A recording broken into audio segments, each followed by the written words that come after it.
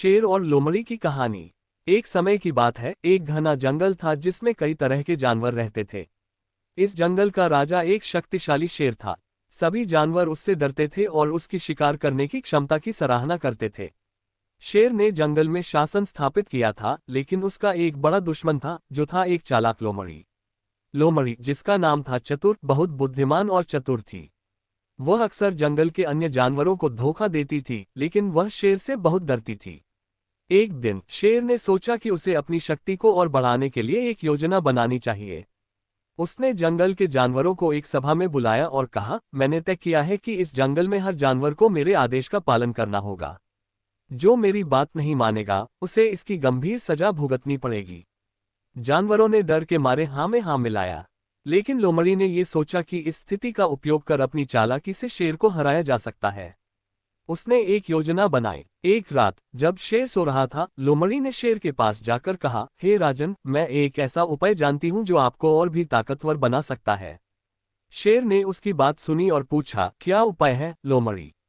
लोमड़ी ने कहा, यदि आप हर जानवर को अपने पास बुलाते हैं और उन्हें बताते हैं कि आप जंगल के सबसे शक्तिशाली शेर हैं, तो वे आपसे और भी ज्यादा डरेंगे। लेकिन मैं ये भी जानती हूँ कि एक अद्भुत शक्ति आपकी छवि को और भी बढ़ा सकती है। शेर ने उत्सुकता से पूछा, वह शक्ति क्या है? लोमड़ी ने एक चालाक मुस्कान के साथ कहा, आपको जंगल के सबसे बड़े जानवर हाथी को पकड़ना होगा। उसके पास बहुत ताकत है।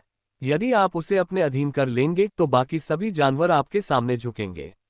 शेर ने इस विचार को पसंद किया और अगली सुबह उसने हाथी को पकड़ने का निर्णय लिया। वह जंगल में गया और हाथी के पास पहुंचा। लेकिन हाथी ने शेर की चुनौती को अस्वीकार कर दिया। उसने कहा, मैं तुम्हारी चुनौती का सामना नहीं करूंगा, क्योंकि मैं जानता हूं कि तुम कितने चालाक और ताकतवर हो। इस असफलता के बाद शेर बहुत गुस्से में था। उसने सोचा कि उसे कुछ नया करना होगा। इस बार लोमड़ी ने फिर से एक योजना बनाई। उसने शेर से कहा, आपको सभी जानवरों को एक जगह इकट्ठा करके ये बताना चाहिए कि आप कितने ताकतवर हैं।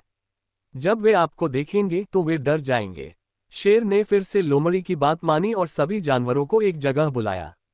जब सभी जानवर इकट्ठा हो गए तो शेर ने गर्जना की, मैं आपका राजा हूं और मैं आपको हर हाल में अपने आदेश का पालन करवाने के लिए मजबूर करूंगा।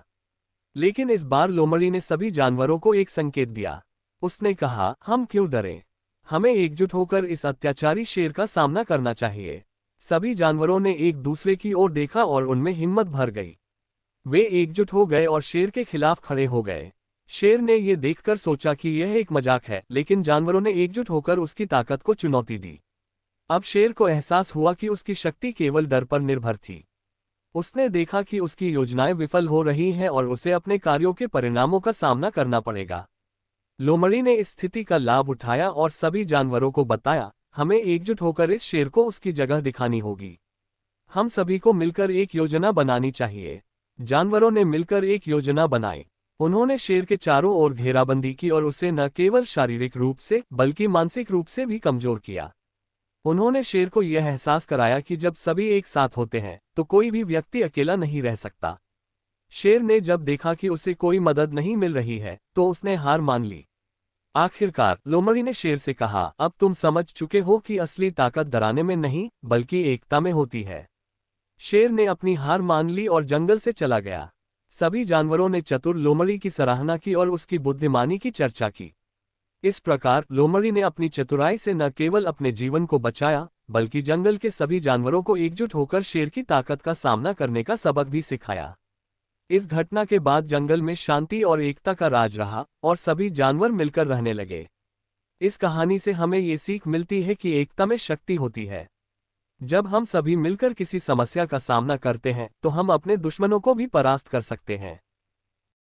ऐसी ही और कहानियों का आनंद लेने के लिए हमारे चैनल को शेयर करें, लाइक करें, सब्सक्राइब करें और हाँ, बेल आइकन दबाना ना भूलें।